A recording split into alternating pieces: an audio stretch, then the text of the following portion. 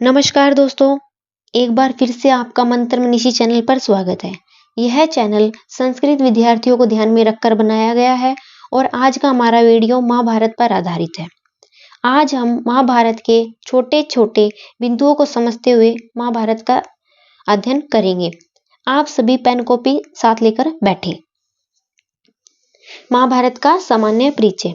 प्रतीप एक राजा हुआ करते थे। प्रतीप की संतान कौन थी? शांतनु। शांतनु का विवाह गंगादत्त के साथ हुआ। शांतनु और गंगादत्त से पुत्र की प्राप्ति हुई। कौन से पुत्र की? भीष्म की। यह 8वें नंबर की संतान थी। इस भीष्म से पहले 7 पुत्र हुए और जन्म के पश्चात उनकी मृत्यु हो जाती थी। तो ये 8वें नंबर की संतान कौन थी? भीष्म। शांतनु और सत्यवती से 2 पुत्र की प्राप्ति हुई, चित्रांगद और विचित्रवीर्य। फिर चित्रांगद और विचित्रवीर्य का विवाह अंबिका और अंबालिका के साथ होता है। फिर इन दोनों की भी मृत्यु हो जाती है। फिर अंबिका का व्यास के साथ संयोग होने के कारण धृतराष्ट्र की उत्पत्ति होती है। अंबालिका का व्यास के साथ संभोग होने के कारण पांडुपुत्र की प्राप्ति होती है। धृतराष्ट्र और गांधारी से 100 पुत्रों की प्राप्ति। सबसे बड़ा पुत्र दुर्योधन था। दुर्योधन का विवाह किसके साथ हुआ? भानुमति के साथ। दुर्योधन और भानुमति से लक्ष्मण पुत्र का जन्म होता है। दुश्ला का विवाह किसके साथ हुआ? जयद्रथ के साथ। कुंती को दुर्वासा ऋषि, कुंती थी, उन्होंने दुर्वासा ऋषि की सेवा की थी, तो दुर्वासा ऋषि ने उन्हें 5 देवभूति मंत्र दिए थे। सूर्य से कर्ण की उत्पत्ति होती है, यम से युधिष्ठिर की, वायु से भीम की, इंद्र से अर्जुन की, अश्विनों से नकुल सहदेव की उत्पत्ति होती है। अब हम आगे वेदव्यास की वंशावली को देखेंगे। वशिष्ठ और अरुंधति का संयोग होता है तो किसकी उत्पत्ति होती है? शक्ति की। शक्ति और अद्यसंति से पराशर उत्पन्न होते हैं। पराशर और सत्यवती से वेदव्यास, वेदव्यास से आरुणि से शुकदेव की उत्पत्ति होती है। पांडु को किंद मुनि ने श्राप दिया। कौनते पुत्र कितने हैं? 4 और पांडु पुत्र कितने हैं? 5। नकुल सहदेव माद्री के पुत्र थे। भीम और हिडिंबा से घटोत्कच की उत्पत्ति होती है। घटोत्कच और काम्यकंटका से बर्बरीक की। अर्जुन और सुभद्रा से अभिमन्यु उत्पन्न होते हैं और अभिमन्यु और उत्तरा से परीक्षित का जन्म होता है। पांचाल नरेश की पुत्री कौन थी? पांचाल नरेश द्रुपद की पुत्री द्रौपदी, जिसे क्या कहते हैं? यागसेनी। यज्ञ से उत्पन्न होने के कारण इसे यागसेनी भी कहते हैं। और पुत्र कौन थे? यज्ञसेन। द्रौपदी के अपर नाम द्रौपदी। द्रुपद की पुत्री होने के कारण द्रौपदी, यज्ञ से उत्पन्न होने के कारण यागसेनी, और यह द्रौपदी योनि से उत्पन्न नहीं हुई थी तो इसलिए इसे क्या कहा जाता है? अयोनिजा। सूरसेन की पुत्री कुंती और पुत्र वसुदेव। सल्ले की बहन का नाम क्या था? माद्री। वाल्मीकि रामायण का सबसे पहले अंग्रेजी अनुवाद 1870 में किसने किया? RTH ग्रिफिथ ने। ये हम रामायण में पहले पढ़ चुके हैं। महाभारत का, रामायण का तो किसने किया सबसे पहले? 1870 में RTH ग्रिफिथ ने। महाभारत का सर्वप्रथम अंग्रेजी अनुवाद किशारी मोहन गांगुली ने 1883 ईस्वी में। महाभारत का सर्वप्रथम अंग्रेजी अनुवाद किसारी मोहन गांगुली ने 1883 से लेकर 1896 तक किया। महाभारत का द्वितीय अंग्रेजी अनुवाद मनमथ नाथ दत्त ने 1895 से लेकर 1905 ईस्वी तक किया। महाभारत का प्रथम अंग्रेजी अनुवाद किसने किया? किसारी मोहन गांगुली ने, और द्वितीय मनमथ नाथ दत्त ने किया। महाभारत का बांग्ला भाषा में अनुवाद काशीराम दास ने किया। महाभारत का और रामायण का सबसे पहले फारसी भाषा में अनुवाद करवाने का कार्य अकबर द्वारा करवाया गया। महाभारत का और रामायण का सबसे पहले फारसी भाषा में अनुवाद करवाने का कार्य अकबर द्वारा करवाया गया और इसके अनुवादकर्ता कौन थे? गुल्ला अब्दुल कादिर बुदायूनी। यह कार्य 1884 से लेकर 1886 तक किया। इसको फारसी भाषा में रजनामा नाम से जाना जाता है। देखिए, वाल्मीकि रामायण का सबसे पहले अंग्रेजी अनुवाद 1870 में हुआ और किसके द्वारा हुआ? RTH ग्रिफिथ ने किया। महाभारत का सबसे पहले अंग्रेजी अनुवाद किसारी मोहन गांगुली ने किया 1883 से लेकर 1896 ईस्वी तक। द्वितीय अनुवाद महाभारत का किसने किया? मनमथ नाथ दत्त ने किया 1895 से लेकर 1905 ईस्वी तक। महाभारत का बांग्ला भाषा में अनुवाद काशीराम दास ने किया।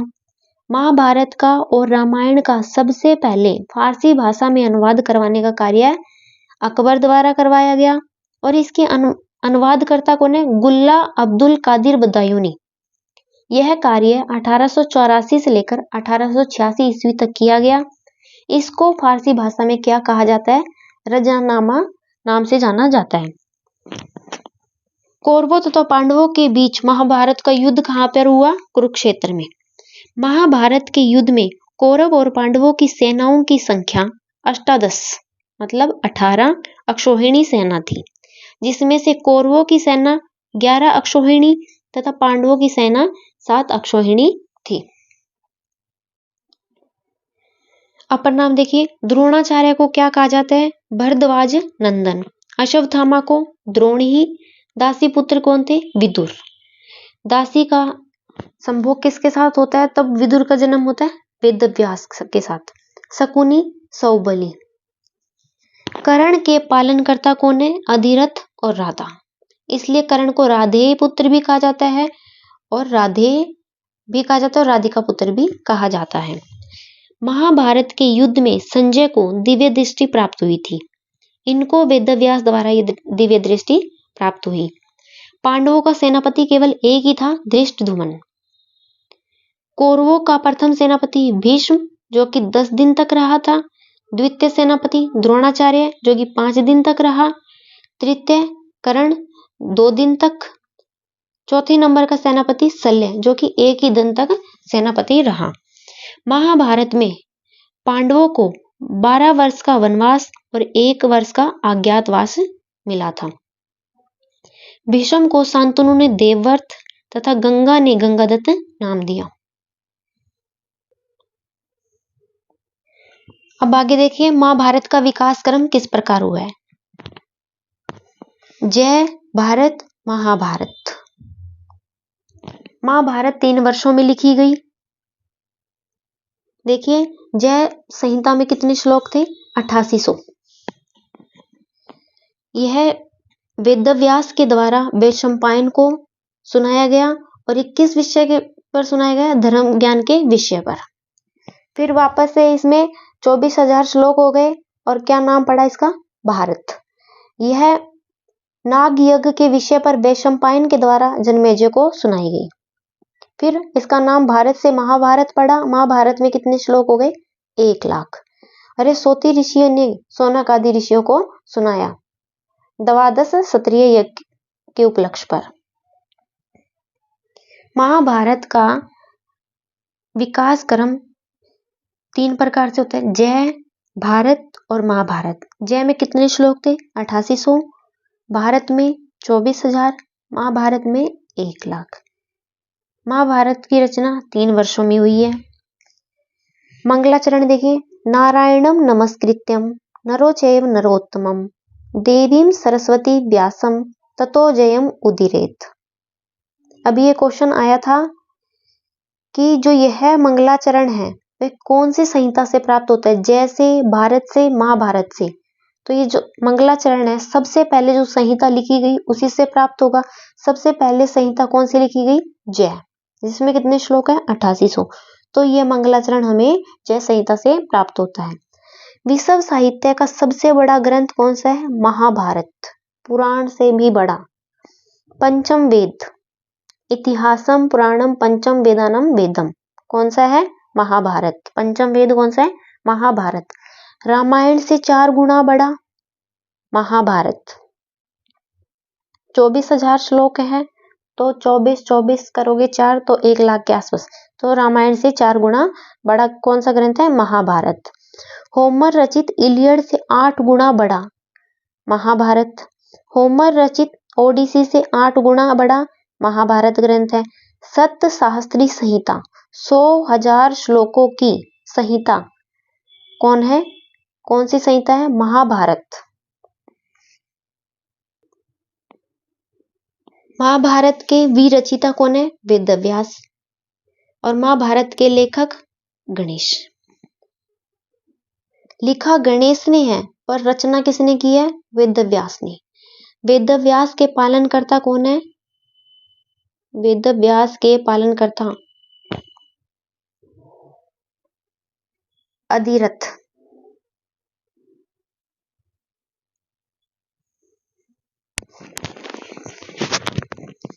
ये गलत है यहाँ पे।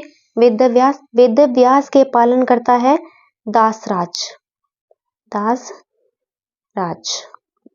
वेदव्यास के अपर नाम कृष्ण। काले रंग के होने के कारण इसे कृष्ण कहा जाता है। कृष्ण द्वैपायन। द्वैपायन यमुना के द्वीप पर जन्म होने के कारण द्वैपायन कहा गया। वेदव्यास वेदों का विभाजन करने के कारण इन्हें वेदव्यास कहा जाता है। बादरायण बद्री के आश्रम में ज्ञान प्राप्त करने के कारण बादरायण कहा जाता है। प्राशर्य पराशर से उत्पन्न होने के कारण प्राशर्य नाम दिया गया। अब आगे देखिए 18 पर्वों के नाम। महाभारत में कितने पर्व है? 18। अब आप नाम देखते हैं 18 पर्वों के। आदि पर्व, आदि पर्व, सभा पर्व, वन, विराट पर्व, उद्योग, भीष्म, द्रोण, कर्ण, शल्य, सौप्तिक, स्त्री, शांति, अनुशासन पर्व, अश्वमेधिक पर्व, आश्रम वार्षिक पर्व, मौसल पर्व, महाप्रस्थानिक, स्वर्गारोहण पर्व। इस प्रकार ये कितने पर्व हो गए? 18। 1 2 3 5 7 8 10 11 12 13 14 16 17 18। इस प्रकार ये कितने पर्व है? 18 पर्व है। टोटल 18 पर्व है। देखिए आदि, सभा, वन, विराट, उद्योग, ऐसे लिखिएगा क्रम से। आदि, सभा, वन, विराट, उद्योग, भीष्म, द्रोण, कर्ण, शल्य। ये 4 तो सेनापति रहे हैं क्रम से। 10 दिन, 5 दिन, 2 दिन, 1 दिन, ऐसे याद कर लेना। ठीक है। फिर आगे ट्रिक है। 100 स्त्री सानु अश्व आश्रम में प्रस्थान करेगी स्वर्गारोहण के लिए। 100 से सौप्तिक,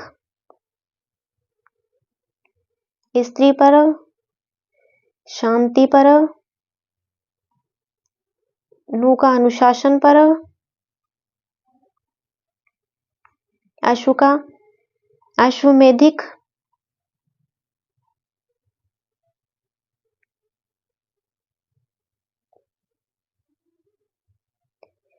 आश्रम वार्षिक,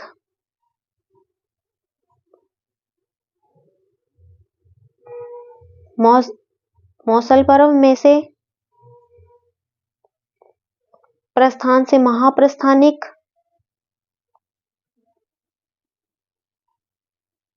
स्वर्गारोहण से स्वर्गारोहण। कितने हो गए? 1 2 3 4 5 6 7 8 9 10 11 12 13 14 15 16 17 18। आदि, सभा, वन, विराट, उद्योग, ये 5 याद करके फिर जो 4 सेनापति रहे हैं भीष्म, द्रोण, कर्ण, शल्य। फिर ट्रिक है 100 स्त्री सानु अश्व आश्रम में प्रस्थान करेगी स्वर्ग के लिए। इस प्रकार आप 18 पर्वों के नाम याद कर सकते हैं। यह था हमारा आज का टॉपिक। कल की वीडियो में हम महाभारत के विशिष्ट अध्ययन को पढ़ेंगे। अगर आप लोगों को यह वीडियो अच्छा लगे तो आप अपने दोस्तों को शेयर कर सकते हैं। अगर पीडीएफ के हेतु अगर आपको पीडीएफ चाहिए, हस्तलिखित नोट चाहिए तो इस नंबर पे कांटेक्ट करें 6367757978 पर व्हाट्सएप करें। अगर आपको ये वीडियो अच्छा लगे तो लाइक भी करें। आज के लिए इतना ही। जयतु संस्कृतम जयतु भारतम। धन्यवाद।